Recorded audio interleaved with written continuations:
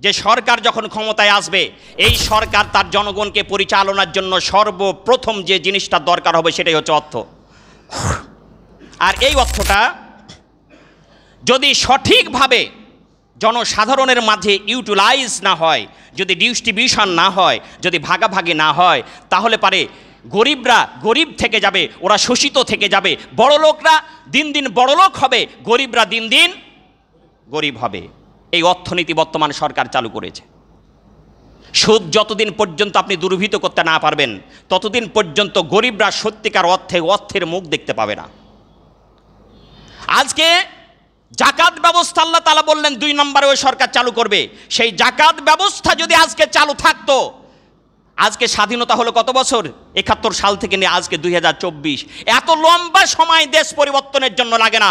বিশ্বনবী সাল্লাল্লাহু আলাইহি ওয়াসাল্লাম সামান্য 23 বছরের জীবনে গোটা কোরআনকে প্রতিষ্ঠিত করে ঘোষণা করেছিলেন খয়রুল কুরুনে কারনি, সর্বশ্রেষ্ঠ যুগ হচ্ছে আমার যুগ, সুম্মাল্লাযীনা ইয়ালুনাহুম সুম্মাল্লাযীনা ইয়ালুনাহুম, তারপরে যেই যুগ আসবে সেই যুগ, তারপরে যেই যুগ আসবে সেই যুগ। আরে খলিফা দ্বিতীয় উমর বিন আব্দুল আজিজ যাকে দ্বিতীয় উমর বলা হয়, তার সময়তে এমন ঘটনা ঘটেছিল, যেমন বর্তমানে দেখেন আলু বেগুন বিক্রি করে বেড়ায় যারা, তারা বলে যে আলু নিবা তো 800 আলু আছে, বাগুন নিবে তো 800 বাগুন আছে, লবণ নিবে তো 800 লবণ আছে, হাত ছাড়ে না। তখন মানুষের মধ্যে ইসলামকে মানার কারণে এত সুখ সমৃদ্ধি দেশের মধ্যে এসেছিল, গরিব বলতে কেউ ছিল না। কেউ যে ভিক্ষা করবে ভিক্ষুক খুঁজে পাওয়া যেত না।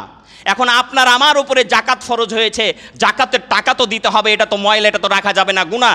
এই কারণে যাদের উপরে জাকাত ফরজ হয়েছিল তারা যখন দেখতো যে কেউ জাকাত চাইতে আসে না, তখন তারা জাকাতের টাকা পিঠে বস্তার মধ্যে পিছনে ঝুলিয়ে নিয়ে গলিতে গলিতে প্রচার করত, আমার কাছে জাকাতের পয়সা আছে গো, তোমরা কেউ জাকাত নিবা নাকি, আসো। সুবহানাল্লাহ বলবেন না? এই আদর্শ, এত সুন্দর মেন্টালিটি সম্পূর্ণ, চরিত্র সম্পূর্ণ আদর্শ কে দিয়েছে? ইসলাম। এই ইসলামের বাইরে, ইসলামের বিকল্প কোনো আদর্শ এত সুন্দর পরিবেশ দিতে পারে না। আজকে আমেরিকা বড় বড় কথা বলে, ইউরোপ বড় বড় কথা বলে, তারা নাকি খুব সমৃদ্ধশালী দেশ।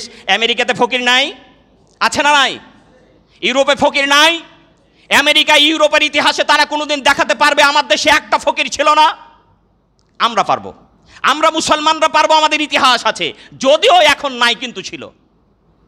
যেটা বললাম, দ্বিতীয় খলিফা উমর বিন আব্দুল আজিজ, যাকে দ্বিতীয় উমর বলা হয়, তিনার সময়তে এই ঘটনা ঘটেছে। জাকাত লওয়ার লোক ছিল না। আহারে, এরকম সমাজ আপনারা চান না?